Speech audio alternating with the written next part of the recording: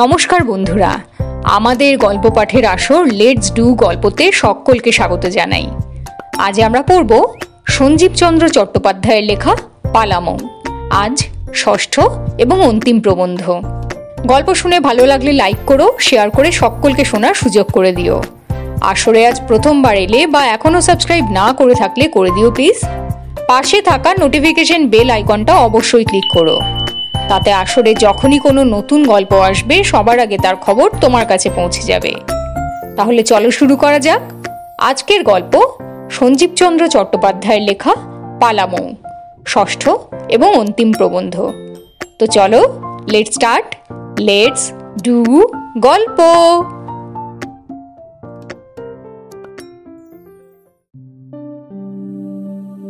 বহুকালের পর পালামৌ সম্বন্ধে দুইটা কথা লিখিতে বসিয়া আছি। লিখিবার একটা ওজোর আছে।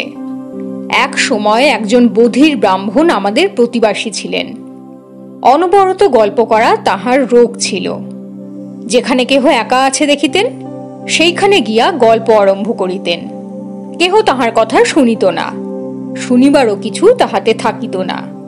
অথচ তাহার স্থির বিশ্বাস ছিল যে সকলেই তার গল্প শুনিতে আগ্রহ করে। একবার একজন শ্রোতা রাগ করিয়া বলিয়াছিলেন, আর তোমার গল্প ভালো লাগে না, তুমি চুপ করো। কালা ঠাকুর উত্তর করিয়াছিলেন যে তা কেমন করিয়া হবে, এখনো যে গল্পের অনেক বাকি। আমারও সেই ওজোর। যদি কেহ পালামৌ পড়িতে অনিচ্ছুক হন, আমি বলিব যে তা কেমন করে হবে, এখনো যে পালামৌর অনেক কথা বাকি। পালামৌর প্রধান আওলাদ মৌয়া গাছ। সাধু ভাষায় ইহাকে বুঝি মধুদ্রুম বলিতে হয়।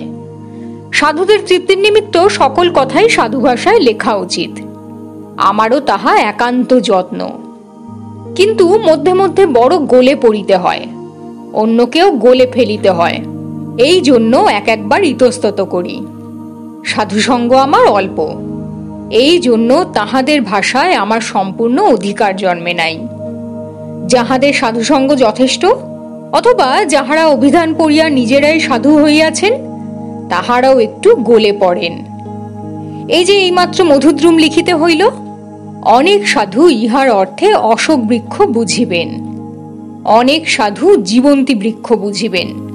আবার যে সকল সাধুর গৃহে অভিধান নাই, তাহারা হয়তো কিছুই বুঝিবেন না। সাধুদের গৃহিণীরা নাকি সাধু ভাষা ব্যবহার করেন না। তাহারা বলেন সাধু ভাষা অতি অসম্পন্ন। এই ভাষায় গালি চলে না, ঝগড়া চলে না, মনের অনেক কথা বলা হয় না। যদি এ কথা সত্য হয়, তবে তাহারা স্বচ্ছন্দে বলুন, সাধু ভাষা গোল্লায় যাক।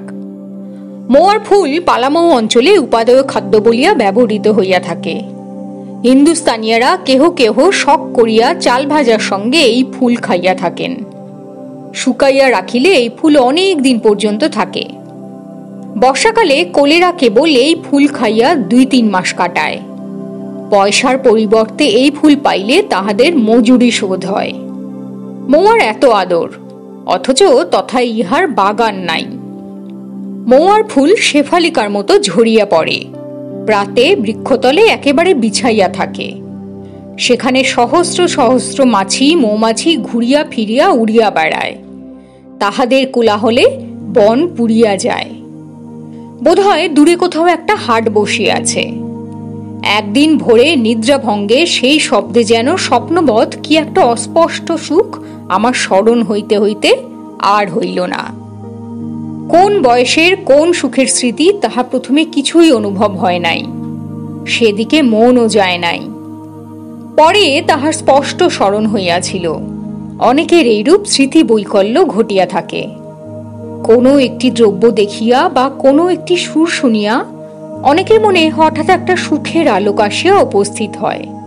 তখন মন যেন আহ্লাদে কাঁপিয়া ওঠে। অথচ কি জন্য এই আহ্লাদ তাহা বুঝা যায় না। বৃদ্ধেরা বলেন ইহা জন্মান্তরীণ সুখস্মৃতি। তাহা হইলে হইতে পারে। যাহাদের পূর্ব জন্ম ছিল তাহাদের সকলই সম্ভব। কিন্তু আমার নিজের সম্বন্ধে যাহা বলিতেছিলাম, তাহা ইহজন্মের স্মৃতি। বাল্যকাল আমি যে পল্লীগ্রামে অতিবাহিত করিয়াছি তথায় নিত্য প্রাতে বিস্তর ফুল ফুটিত। সুতরাং নিত্য প্রাতে বিস্তর মৌমাছি আসিয়া গোল বাঁধাইত। সেই সঙ্গে ঘরে বাইরে পথে ঘাটে হরিনাম, অস্ফুট স্বরে, নানা বয়সের নানা কণ্ঠে, গুন গুন শব্দের হরিনাম মিশিয়া কেমন যেন একটা গম্ভীর সুর নিত্য প্রাতে জমিত। তাহা তখন ভালো লাগিত কিনা স্মরণ নাই, এখনো ভালো লাগে কিনা বলিতে পারি না। কিন্তু সেই সুর আমার অন্তরের অন্তরের কোথায় যে লুকানো ছিল তাহা যেন হঠাৎ বাজিয়া উঠিল। কেবল সুর নহে, লতা পল্লব শোভিত সেই পল্লীগ্রাম, নিজের সেই অল্প বয়স, সেই সময়ের সঙ্গীগণ, সেই প্রাতঃকাল, কুসুমবাসিত সেই প্রাতঃবায়ু, তাহার সেই ধীর সঞ্চরণ, সকলগুলি একত্রে উপস্থিত হইল। সকলগুলি একত্র বলিয়া এই সুখ, নতুবা কেবল মৌমাছির শব্দে সুখ নহে। অদ্য যাহা ভালো লাগিতেছে না, 10 বৎসর পরে তাহার স্মৃতি ভালো লাগিবে। অদ্য যাহা সুখ বলিয়া স্বীকার করিলাম না, কল্য আর তাহা জুটিবে না। যুবার যাহা অগ্রাহ্য, বৃদ্ধের তাহাই দুষ্প্রাপ্য। 10 বৎসর পূর্বে যাহা আপনি আসিয়া জুটিয়াছিল, তখন হয়তো আদর পায় নাই, এখন আর তাহা জুটে না, সেই জন্য তাহার স্মৃতি সুখদ। নিত্য মুহূর্তে একখানি নূতন পট আমাদের অন্তরের ফটোগ্রাফ হইতেছে এবং তথায় তাহা থাকিয়া যাইতেছে। আমাদের চতুষ্পার্শ্বে যাহা কিছু আছে, যাহা কিছু আমরা ভালোবাসি, তাহা সমুদয় অবিকল সেই পটে থাকিতেছে। সচরাচর পটে কেবল রূপ অঙ্কিত হয়, কিন্তু যে পটের কথা বলিতেছি তাহাতে গন্ধ স্পর্শ সকলই থাকে। ইহা বুঝাইবার নহে, সুতরাং সে কথা থাক। প্রত্যেক পটের এক একটা করিয়া বন্ধনী থাকে, সেই বন্ধনী স্পর্শ মাত্রেই পটখানি এলাইয়া পড়ে। বহুকালের বিস্মৃত বিলুপ্ত সুখ যেন নূতন হইয়া দেখা দেয়। যে পটখানি আমার স্মৃতিপথে আসিয়াছিল বলিতেছিলাম, বোধহয় মৌমাছির সুর তাহার পটবন্ধনী। কোন পটের বন্ধনী কি তাহা নির্ণয় করা অতি কঠিন।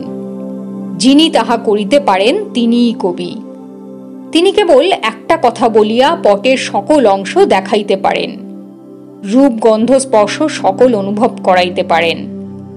অন্য সকলে অক্ষম, তাহারা শত কথা বলিয়াও পটের শতাংশ দেখাইতে পারে না। মৌয়া ফুলে মদ্য প্রস্তুত হয়, সেই মদ্যই এই অঞ্চলে সচরাচর ব্যবহৃত হয়। ইহার মাদকতা শক্তি কতদূর তা জানি না, কিন্তু বোধহয় সে বিষয়ে ইহার বড় নিন্দা নাই। কেননা আমার একজন পরিচারক একদিন এই মদ্য পান করিয়া বিস্তর কান্না কাঁদিয়াছিল, বিস্তর বমি করিয়াছিল, তাহার প্রাণও যথেষ্ট খুলিয়াছিল। যে রূপে আমার যত টাকা সে চুরি করিয়াছিল সেই দিন তাহার সমুদয় বলিয়াছিল। বিলাতি মদের সহিত তুলনায় এ মদের দোষ কি, তাহা স্থির করা কঠিন। বিলাতি মদে নেশা আর লিভার দুই থাকে, মহুয়ার মদে কেবল একটি থাকে, নেশা লিভার থাকে না। তাই এই মদের এত নিন্দা, এ মদ এত সস্তা। আমাদের ধেনুরও সেই দোষ। দেশি মদের আরেকটা দোষ, ইহার নেশায় হাত পা দুয়ের একটিও ভালো চলে না। কিন্তু বিলাতি মদে পা চলুক আর না চলুক, হাত চলে বিলক্ষণ। বিবিরা তাহার প্রমাণ দিতে পারেন। বুঝি আজকাল আমাদের দেশেরও 2-4 ঘরের গৃহিণীরা ইহার সপক্ষে কথা বলিলেও বলিতে পারেন। বিলাতি পদ্ধতি অনুসারে প্রস্তুত করিতে পারিলে মৌ আর ব্র্যান্ডি হইলেও হইতে পারে, কিন্তু অর্থ সাপেক্ষ। একজন পাদ্রী আমাদের দেশি জাম হইতে শ্যাম্পেন প্রস্তুত করিয়াছিলেন, অর্থাভাবে তিনি তাহা প্রচলিত করতে পারেন নাই। আমাদের দেশি মদ একবার বিলাতে পাঠাইতে পারিলে জন্ম সার্থক হয়, অনেক অন্তর্জ্বালা নিবারণ হয়।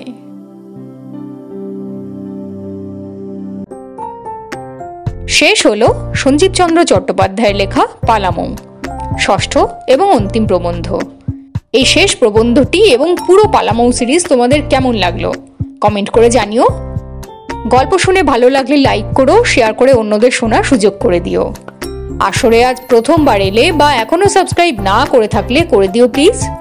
পাশে থাকা নোটিফিকেশন বেল আইকনটা অবশ্যই ক্লিক করো, তাতে আসরে যখনই কোনো নতুন গল্প আসবে সবার আগে তার খবর তোমার কাছে পৌঁছে যাবে।